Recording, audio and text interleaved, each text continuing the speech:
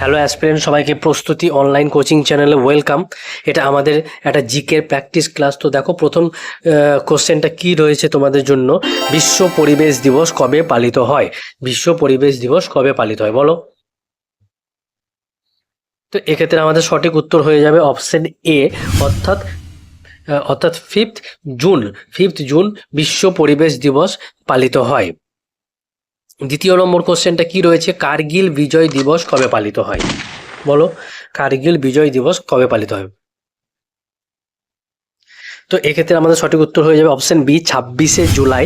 26শে জুলাই কার্গিল বিজয় দিবস পালিত হয়। তোমরা নিশ্চয়ই জানো যে 1999 সালে কার্গিল যুদ্ধ হয়েছিল পাকিস্তানের সাথে ভারতে, আর সেই যুদ্ধের সমাপ্তি হয়েছিল 26শে জুলাই 1999 সালে। সেই থেকে এই 26শে জুলাই দিনটিকে কার্গিল বিজয় দিবস হিসাবে পালিত হয়ে আসছে। আচ্ছা, আর এই যুদ্ধে ভারতীয় স্থলবাহিনীর পক্ষ থেকে যে অভিযানটি চালানো হয়েছিল তার কোড নেম কী ছিল? না, অপারেশন সফেদ সাগর। অপারেশন সফেদ সাগর সেটি ভারতীয় স্থলবাহিনীর পক্ষ থেকে চালানো একটি কোড নেম ছিল। ঠিক আছে, বেশ। পরবর্তী কোশ্চেন কি আছে, ভারতের সব থেকে বেশি দিন প্রধানমন্ত্রী কে ছিলেন? ভারতের সব থেকে বেশি দিন এখনো পর্যন্ত যে থাকা প্রধানমন্ত্রী কে ছিলেন বলো।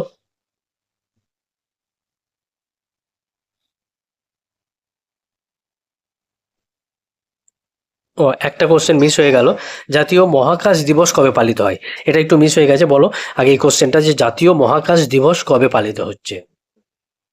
তো এক্ষেত্রে আমাদের সঠিক উত্তর হয়ে যাবে অপশন এ, অর্থাৎ 23শে আগস্ট। 23শে আগস্ট দিনটি ভারতীয় মহাকাশ দিবস হিসেবে পালিত হবে।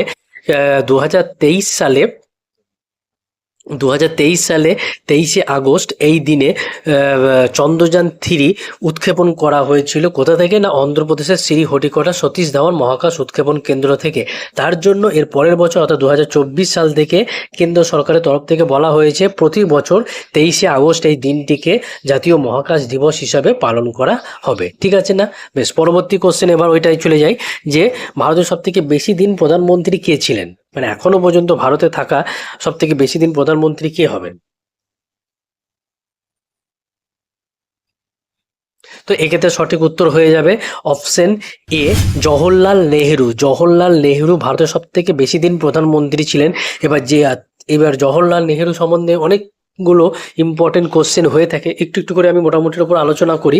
যে তিনি ভারতের প্রথম প্রধানমন্ত্রী ও প্রথম বিদেশ মন্ত্রী ছিলেন। তাহলে জওহরলাল নেহেরু ভারতের প্রথম প্রধানমন্ত্রী ও ভারতের প্রথম বিদেশ মন্ত্রী, বা বলতে পারো স্বাধীন ভারতের প্রথম বিদেশ মন্ত্রী ছিলেন। তার জন্ম হয়েছিল কবে? না, 14ই নভেম্বর 1889 সালে। তার জন্ম হয়েছিল 14ই নভেম্বর 1889 সালে। আর এই দিনটিকে, এই 14ই নভেম্বর দিনটিকে কি দিবস হিসাবে পালিত করা হচ্ছে? তার জন্মদিন, তার জন্মবার্ষিকী পালন করবার উদ্দেশ্যে জাতীয় শিশু দিবস হিসাবে পালন করা হয়। তাহলে তার যে জন্মদিন 14ই নভেম্বর, সেটা প্রতি বছর জাতীয় শিশু দিবস হিসাবে পালিত হচ্ছে। আর তিনি প্রধানমন্ত্রী থাকাকালীন মারা গেছিলেন। আর কত সালে মারা গেছিলেন? না, 1964 সালে তিনি প্রধানমন্ত্রী থাকাকালীন মারা গেছিলেন। এবং সেটা কত সালে? না, 1964 সালে। তার সমাধিস্থলের নাম কি? তার সমাধিস্থলের নাম হয়ে গেল শান্তিবন। আর তিনি রামমোহন রায়কে, তিনি অর্থাৎ জওহরলাল নেহেরু রামমোহন রায়কে ভারতীয় জাতীয়তাবাদী জনক আখ্যা দিয়েছিলেন। ঠিক আছে। আচ্ছা, আর তিনি 1951 সালে, মানে জওহরলাল নেহরুর সময় 1951 সালে প্রথম দেশে জনগণনা হয়েছিল। দেশে জনগণনা হয়েছিল 1951 সালে প্রথম, বা বলতে পারো স্বাধীন ভারতে প্রথম কবে জনগণনা হয়েছিল? না, 1951 সালে। আর কার প্রধানমন্ত্রীত্বে? না, জওহরলাল নেহরুর প্রধানমন্ত্রীত্বে। তার রচিত বইটির নাম কি? না, Discovery of India. Discovery of India হচ্ছে তার দ্বারা রচিত একটি বই। আচ্ছা, তিনি 26শে জানুয়ারি 1930 সাল থেকে দিনটি পূর্ণ স্বরাজ দিবস হিসাবে পালনের ঘোষণা করেছিলেন। কবে ঘোষণা করেছিলেন? না, 1929 সালে জাতীয় কংগ্রেসের লাহোর অধিবেশনে। তাহলে জাতীয় কংগ্রেসের লাহোর অধিবেশনে যেটা হয়েছিল 1929 সালে, সেইখানে তিনি, মানে জওহরলাল নেহেরু 26শে জানুয়ারি 1930 সাল থেকে দিনটিকে পূর্ণ স্বরাজ দিবস হিসাবে পালনের কথা ঘোষণা করেছিলেন। তিনি দেশের সর্বোচ্চ নাগরিক সম্মান, বা বলা যায় দেশের সর্বোচ্চ অসামরিক সম্মান ভারতরত্ন পুরস্কারে ভূষিত হয়েছেন। তাহলে তিনি ভারতরত্ন পুরস্কার প্রাপক। আচ্ছা, আর তার সম্বন্ধে আর যদি জওহরলাল নেহেরু সম্বন্ধে আর কিছু বলা যায়, তাহলে স্বাধীনতা সংগ্রামী রানী গাইডেনলুকে তিনি রানী উপাধি দিয়েছিলেন। আর 1938 সালে তার নেতৃত্বে ন্যাশনাল প্ল্যানিং কমিটি বা জাতীয় পরিকল্পনা কমিশন গঠিত হয়েছিল। তো এগোটা কোশ্চেন আপাতত জওহরলাল নেহরু সম্বন্ধে আমরা বলতে পারি। পরবর্তী কোশ্চেন মানে অর্থাৎ অপশন 5 নম্বর কোশ্চেনটা কি রয়েছে, ভারতের একমাত্র অস্থায়ী প্রধানমন্ত্রী কে হয়েছিলেন বলো। তো এক্ষেত্রে আমাদের সঠিক উত্তর হয়ে যাবে অপশন বি, গুলজারিলাল নন্দ। গুলজারিলাল নন্দ হয়ে যাবে ভারতের একমাত্র, এখনো পর্যন্ত একমাত্র অস্থায়ী প্রধানমন্ত্রী হয়েছিলেন। আর অটল বিহারী বাজপেয়ী সম্বন্ধে বলতে গেলে কি বলবো, তিনি সব থেকে কম দিনের জন্য ভারতের প্রধানমন্ত্রী হয়েছিলেন, আর সেই কম দিনটা কত না 13 দিনের জন্য। ঠিক আছে। 6 নম্বর কোশ্চেন, আর্থিক উদারীকরণ নীতি কোন অর্থমন্ত্রী গ্রহণ করেছিলেন? আর্থিক উদারীকরণ নীতিটা কোন অর্থমন্ত্রী গ্রহণ করেছিলেন? তো এক্ষেত্রে আমাদের সঠিক উত্তর হয়ে যাবে option B, doctor Manmohan Singh. তিনি প্রধানমন্ত্রী হওয়ার আগে দেশের অর্থমন্ত্রীও ছিলেন, আর তিনি এই আর্থিক উদারীকরণ নীতিটি গ্রহণ করেছিলেন। কত সালে এটি গ্রহণ করেছিলেন না 1991 সালে। 1991 সালে ডক্টর মনমোহন সিং আর্থিক উদারীকরণ নীতি গ্রহণ করেছিলেন, এবং তিনি শিখ সম্প্রদায়ের মধ্যে থেকে হওয়া ভারতের প্রথম প্রধানমন্ত্রী। তাহলে ভারতের শিখ সম্প্রদায়ের মধ্যে থেকে হওয়া প্রথম প্রধানমন্ত্রী যদি কে হয় জিজ্ঞেস করে, তাহলে কি হয়ে যাবে, ডক্টর মনমোহন সিং। 7 নম্বর কোশ্চেনটা কি রয়েছে, প্রধানমন্ত্রী থাকাকালীন প্রথম বিদেশে মারা যান কে বলো। প্রধানমন্ত্রী থাকাকালীন প্রথম বিদেশে কে মারা গেছিলেন? তো এক্ষেত্রে আমাদের অপশন হয়ে যাবে অপশন বি, লাল বাহাদুর শাস্ত্রী। লাল বাহাদুর শাস্ত্রী প্রধানমন্ত্রী থাকা অবস্থায় মারা গেছিলেন, এবং তিনি প্রথম প্রধানমন্ত্রী থাকা অবস্থায় মারা গেছিলেন, এবং কত সালে সেটা 1961 সালে। 1961 সালে। ঠিক আছে, বেশ। পরবর্তী কোশ্চেন 8 নম্বর, কোন প্রধানমন্ত্রী একদিনও সংসদে উপস্থিত থাকেননি? কোন প্রধানমন্ত্রী একদিনও সংসদে উপস্থিত থাকেননি বলো। তো 8 নম্বর কোশ্চেন আমাদের সঠিক উত্তরটা হয়ে যাবে অপশন বি, চৌধুরী চরণ সিং। চৌধুরী চরণ সিং প্রধানমন্ত্রী থাকা অবস্থায় একদিনও সংসদে উপস্থিত থাকেননি। ঠিক আছে। পরবর্তী কোশ্চেন 9 নম্বর, কে প্রধানমন্ত্রী থাকাকালীন কর্মরত অবস্থায় মারা যাননি? এদের মধ্যে 4টে অপশন দেওয়া আছে, এর মধ্যে কে প্রধানমন্ত্রী থাকাকালীন কর্মরত অবস্থায় মারা যাননি বলো। লাল বাহাদুর শাস্ত্রী, জওহরলাল নেহেরু, রাজীব গান্ধী না ইন্দিরা গান্ধী? তো এক্ষেত্রে আমাদের সঠিক উত্তরটা হয়ে যাবে অপশন সি, রাজীব গান্ধী। রাজীব গান্ধীর কবে মারা গেছিলেন, বা বলা যায় যে তাকে কবে হত্যা করা হয়েছিল? 1991 সালে তামিলনাড়ুর শ্রী পেরাম্বদুরে। তবে তখন তিনি ভারতের প্রধানমন্ত্রী ছিলেন না। আচ্ছা, রাজীব গান্ধী সম্বন্ধে আর একটা ইম্পর্টেন্ট কোশ্চেন মাথায় রাখবে, যে তিনি ভারতের সব থেকে কম বয়সে হওয়া প্রধানমন্ত্রী। এখনো পর্যন্ত ভারতের সব থেকে কম বয়সে হওয়া প্রধানমন্ত্রী কে যদি জিজ্ঞেস করে, তাহলে হয়ে যাবে রাজীব গান্ধী। আচ্ছা, বাকি অপশনগুলো সম্বন্ধে একটু আলোচনা করে দিই, যে লাল বাহাদুর শাস্ত্রী ভারতের প্রথম প্রধানমন্ত্রী থাকাকালীন মারা গেছিলেন কত সালে? 1961 সালে। পরবর্তীকালে কে মারা গেছিল প্রধানমন্ত্রী থাকা অবস্থায়? জওহরলাল নেহরু। কত সালে সেটা? 1964 সালে। এবং তারপরে প্রধানমন্ত্রী থাকাকালীন কে মারা গেছিলেন বা হত্যা করা হয়েছিল? ইন্দিরা গান্ধীকে। সেটা কত সালে? 1984 সালে, 1984-এ। ঠিক আছে, বেশ। 10 নম্বর কোশ্চেন, ভারতের প্রথম উপ প্রধানমন্ত্রী কে হয়েছিলেন? তো এক্ষেত্রে আমাদের সঠিক উত্তর হয়ে যাবে অপশন বি, সর্দার বল্লভভাই প্যাটেল। সর্দার বল্লভভাই প্যাটেল ভারতের প্রথম উপপ্রধানমন্ত্রী হয়েছিলেন। এছাড়া তিনি, সর্দার বল্লভভাই, তিনি ভারতের প্রথম স্বরাষ্ট্রমন্ত্রী বা হোম মিনিস্টারও ছিলেন। তাহলে দেশের প্রথম উপপ্রধানমন্ত্রী ও স্বরাষ্ট্রমন্ত্রী কে ছিলেন যদি বলা হয়, তাহলে উত্তর হয়ে যাবে সর্দার বল্লভভাই প্যাটেল। ঠিক আছে। আর তার জন্মদিন 31শে অক্টোবর দিনটিকে কি দিবস হিসাবে পালন করা হয় না জাতীয় একতা দিবস। জাতীয় একতা দিবস হিসাবে তার জন্মবার্ষিকী, যেটা 31শে অক্টোবর পালন করা হয়ে থাকে। আর তোমরা নিশ্চয়ই জানো, ভারতীয় সংবিধানে উপপ্রধানমন্ত্রী পদটির কোনো উল্লেখ নেই, তাই এখন বর্তমানে তোমরা উপপ্রধানমন্ত্রী কে রয়েছেন আর এই কথাটা এখন আর শুনতে পাও না। ঠিক আছে, বেশ। 11 নম্বর কোশ্চেন, কাকে পাকিস্তান সরকার কর্তৃক নিশান ই পাকিস্তান সম্মানে সম্মানিত করা হয়েছে?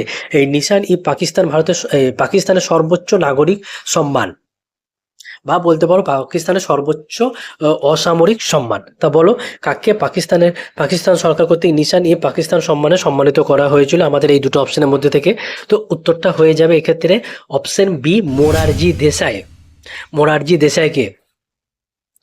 আর তিনি আমাদের দেশের প্রথম উপপ্রধানমন্ত্রী, যিনি পরবর্তীকালে প্রধানমন্ত্রীও হয়েছিলেন। আর তিনি একমাত্র ভারতীয় যিনি পাকিস্তানের এই সর্বোচ্চ নাগরিক সম্মানটি পেয়েছেন। মোরারজি দেশাই একমাত্র ভারতীয় যিনি পাকিস্তানের সর্বোচ্চ নাগরিক সম্মান নিশান-ই পাকিস্তান এই সম্মানটি পেয়েছেন। ঠিক আছে, পরবর্তী কোশ্চেন, ভারতের দীর্ঘমেয়াদী রাষ্ট্রপতি কে হয়েছিলেন? ভারতের দীর্ঘমেয়াদী রাষ্ট্রপতি কে হয়েছিলেন, মানে সব থেকে লং টাইমের জন্য ভারতের রাষ্ট্রপতি কে ছিলেন বলো? তো এক্ষেত্রে আমাদের সঠিক উত্তর হয়ে যাবে option B, doctor Rajendra Prasad. Doctor Rajendra Prasad, তিনি 1950 সালে দেশের প্রথম নির্বাচিত রাষ্ট্রপতি বলতে পারো, বা তিনি ভারতের প্রথম রাষ্ট্রপতি বলতে পারো, বা তিনি ভারতের দীর্ঘমেয়াদী রাষ্ট্রপতি বলতে পারো, যাই বলো না কেন উত্তর একই, ডক্টর রাজেন্দ্র প্রসাদ। তিনি দ্বিতীয়বারের জন্য রাষ্ট্রপতিও হয়েছিলেন। তিনি বি আর আম্বেদকরকে, ডক্টর রাজেন্দ্র প্রসাদ বি আর আম্বেদকরকে ভারতীয় সংবিধানের জনক আখ্যা দিয়েছিলেন। এছাড়া তিনি গণপরিষদের দ্বিতীয় অধিবেশনে গণপরিষদের প্রথম স্থায়ী সভাপতি নির্বাচিত হয়েছিলেন। তাহলে যদি প্রশ্ন করা হয় যে গণপরিষদের প্রথম স্থায়ী সভাপতি কে হয়েছিলেন, তাহলেও কিন্তু উত্তরটা হয়ে যাবে রাজেন্দ্র প্রসাদ বা ডক্টর রাজেন্দ্র প্রসাদ। সুতরাং এই নামটা কতটা ইম্পর্টেন্ট তোমরা আইডিয়া করতে পারছো, তাই তো? বেশ, পরবর্তী কোশ্চেন 13 নম্বর, ভারতের সব থেকে কম সময়ের জন্য রাষ্ট্রপতি কে হয়েছিলেন? এবার বলো, ভারতের সব থেকে কম সময়ের জন্য রাষ্ট্রপতি কে হয়েছিলেন? তো এক্ষেত্রে সঠিক উত্তর হয়ে যাবে অপশন বি, জাকির হোসেন। জাকির হোসেন ভারতের সব থেকে কম সময়ের জন্য রাষ্ট্রপতি হয়েছিলেন। আচ্ছা, অপশন এতে যেটা রয়েছে ফখরুদ্দিন আলী আহমেদ, তার সম্বন্ধে একটু বলে রাখি, তিনিও ইম্পর্টেন্ট একজন ভারতীয় ব্যক্তি। তো তিনি প্রথম রাষ্ট্রপতি যিনি 352 ধারা বলে জাতীয় জরুরি অবস্থা ঘোষণা করেছিলেন। কত সালে সেটা? 1975 সালে।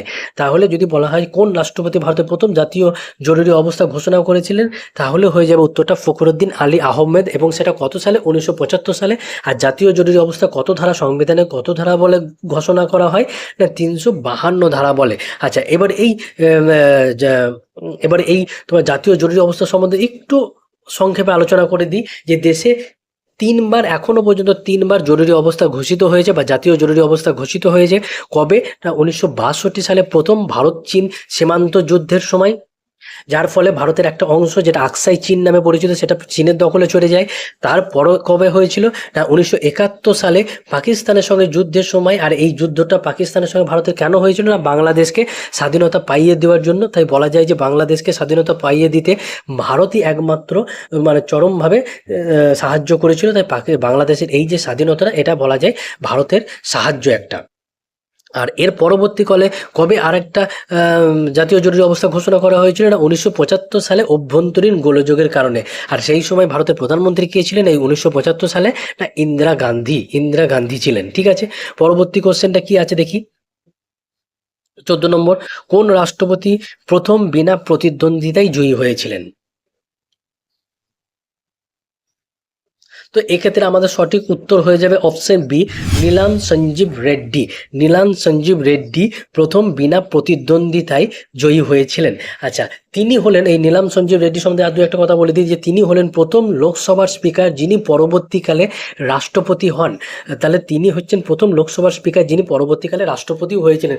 আর তিনি সবথেকে কম বয়সে রাষ্ট্রপতি হন। সবথেকে কম বয়সে রাষ্ট্রপতি কে হন? না, নীলাম সঞ্জীব রেড্ডি। আর যদি অন্য প্রশ্নটা করি যে লোকসভার প্রথম স্পিকার কে ছিল, ভারতীয় লোকসভার প্রথম স্পিকার কে, তাহলে কিন্তু উত্তরটা হয়ে যাবে জে.ভি. মাভালাঙ্কার, ভারতীয় লোকসভার প্রথম স্পিকার। আচ্ছা, আর 1 নম্বর অপশানে যেটা রয়েছে এপিজে আব্দুল কালাম, তার সম্বন্ধে কি বলা যায়? বিশাল একটা ভারতের একজন ইম্পর্টেন্ট ব্যক্তি, যে তিনি প্রথম বিজ্ঞানী হিসাবে রাষ্ট্রপতি হয়েছিলেন। আর 5 অক্টোবর তার জন্মদিন উপলক্ষে বিশ্ব ছাত্র দিবস, বিশ্ব, জাতীয় নয় কিন্তু, বিশ্ব ছাত্র দিবস পালিত হয়, বা ওয়ার্ল্ড স্টুডেন্ট ডে পালন করা হয় তার জন্মদিন উপলক্ষে। বুঝতেই পারছো তাহলে নামটা কতটা ইম্পর্টেন্ট। আর তিনি ভারতের মিসাইল ম্যান নামেও পরিচিত। এপিজে আব্দুল কালাম ভারতের মিসাইল ম্যান নামেও পরিচিত। ঠিক আছে, আজকের আমাদের লাস্ট কোশ্চেন, 15 নম্বর কোশ্চেন, যে কার জন্মদিন উদ্দেশ্যে 5 সেপ্টেম্বর জাতীয় শিক্ষক দিবস পালিত হয়? বলো, কিছুদিন আগে সামনেই হতে যাবে, সেটা কার জন্মদিন উপলক্ষে পালন করা হয়?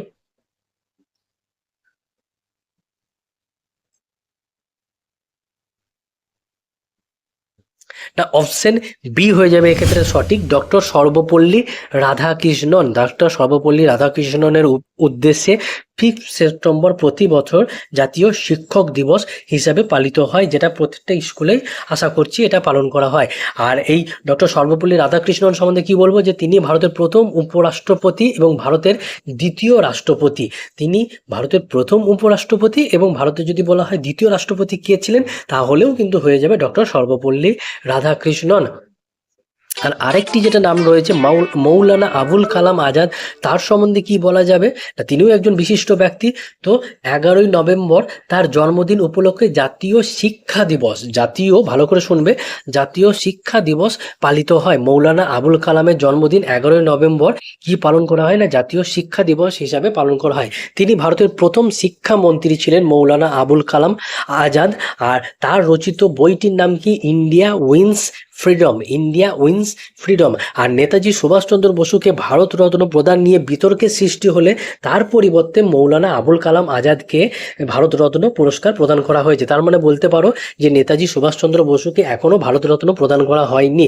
এছাড়া গান্ধীজিকেও, মহাত্মা গান্ধীজিকেও কিন্তু এখনও ভারতরত্ন পুরস্কার প্রদান করা হয়নি।